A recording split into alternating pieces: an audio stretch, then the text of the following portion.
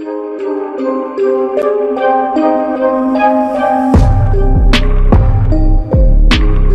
Crime story in Hindi की सच्ची घटना पर मिलती जुलती है। इसके मकसद आपको डरना नहीं बल्कि आपको क्राइम के हर पहलू से अवगत करना है और आप कैसे क्राइम से लड़ सकते हैं, कैसे रोक। एक बार की बात है, एक गांव में एक किसान था। वो बहुत गरीब था और उस गांव का जमींदार जो सबसे अमीर था रघुपति।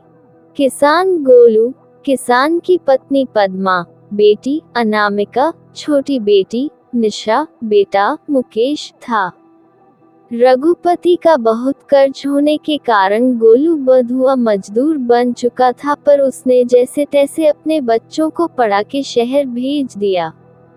उसी गांव की एक कुरीति थी कि उस गांव के मजदूरों के सभी के परिवार की बड़ी बेटी को वेश्यावृत्ति के दलदल में जबरदस्ती डाल दिया जाता था।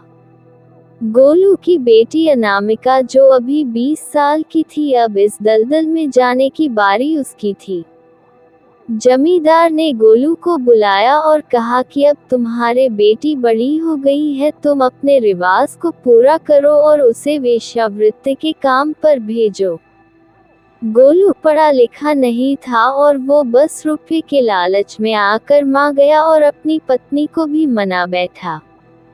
जब ये बात तीनों भाई बहनों को पता चली तो वो दंग रह गए। उन्होंने गाँव न जाने का सोचा, क्योंकि वो पढ़े लिखे थे तो वो कुछ भी काम करके अपना जीवन सुखी से काट सकते थे।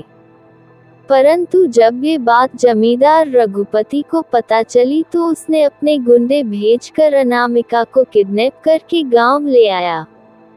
अब निशा और मुकेश अनामिका को ढूंढ रहे हैं। दिन से रात हो गई, उसका कुछ पता नहीं चला।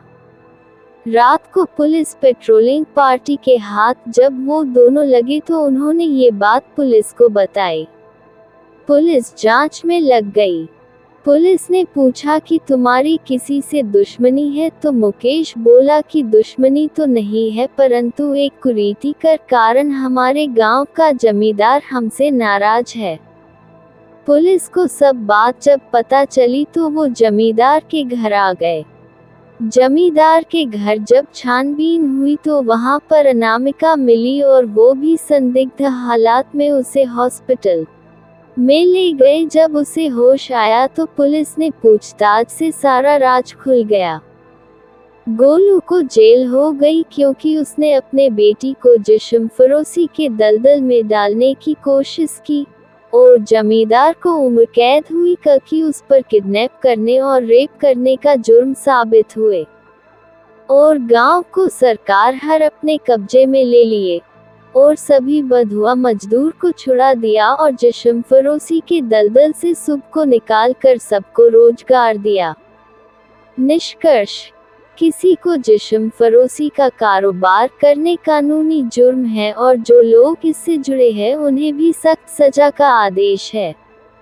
दोस्तों, ऐसे जुर्म को देखते ही अपने आसपास के पुलिस स्टेशन में जानकारी दे। हो सकता है कि आपके एक कॉल या सूचना से किसी मासूम की जान बच जाए। धन्यवाद।